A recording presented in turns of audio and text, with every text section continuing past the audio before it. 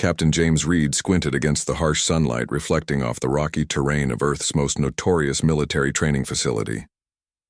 The Nevada Combat Zone had been breaking recruits for centuries, but today it would host something unprecedented. The first joint training exercise between humans and the Valan Confederacy. They insisted on it, General Torres had explained during the briefing. The Valans believe cross-species military cooperation is essential for the Alliance. They want to understand how we fight. Reed had doubts. The Valans were impressive. Technologically advanced and disciplined warriors from a high-gravity world with twice Earth's atmospheric pressure. Their exoskeletons made them formidable opponents in space combat. But Earth's environments were different. As the Valan shuttle descended, Reed adjusted his standard-issue training gear. Nothing special, just the basic equipment human soldiers had used for decades. The shuttle door opened, revealing Ambassador Trell and 5 Valan officers in their environmental suits. The suits were slimmer than their combat exoskeletons, designed to compensate for Earth's harsh conditions. "Captain Reed," Trell's translator chirped, "we are honored to participate in your combat preparations." Reed saluted. "The honor is ours, Ambassador. I hope you find our training methods informative." Trell's respiratory slits fluttered, their equivalent of a smile. "We reviewed your training regimen. It seems quaint, but we are adaptable." Reed nodded. "We'll start with the basics. A 10-kilometer march through the terrain, followed by the obstacle course." 10 kilometers? One of the Valan officers, Lieutenant Krev, sounded amused. "On our homeworld, our cadets run triple that distance before breakfast." Reed kept his expression neutral. Different planets, different challenges. The march began at midday when the Nevada sun was at its most punishing.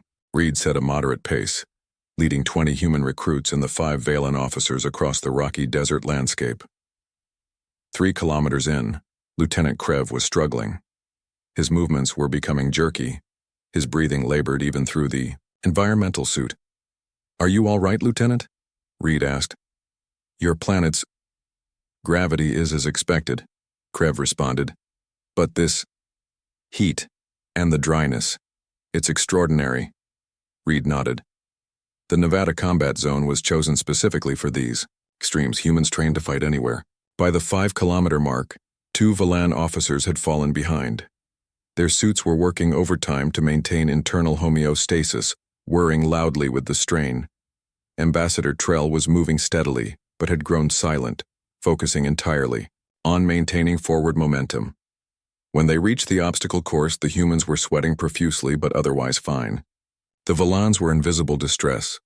Their biology, evolved on a cool, high-pressure world, was struggling despite their advanced technology.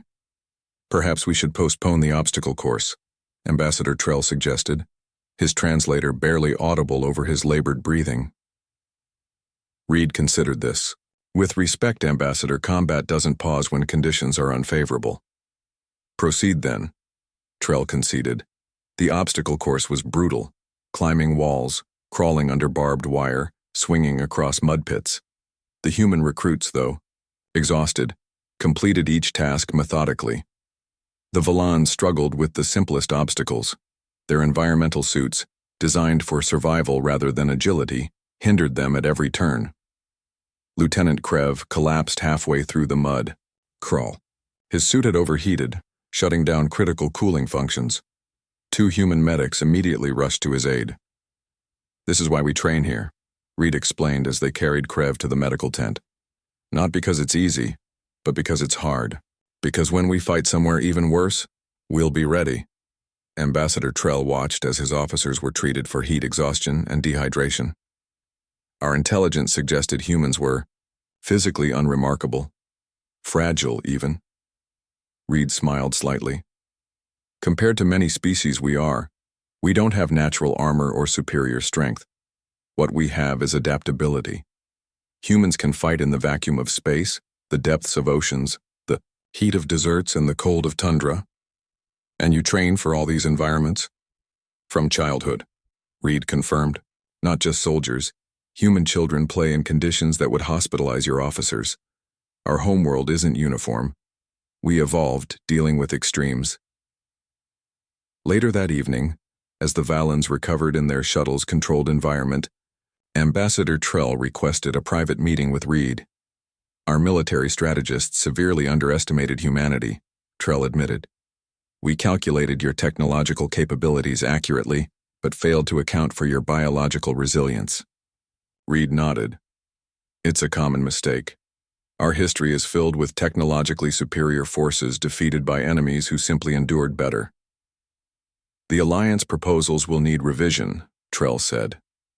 We had planned to offer protective services to human colonies on extreme worlds. Now I see you need no such protection.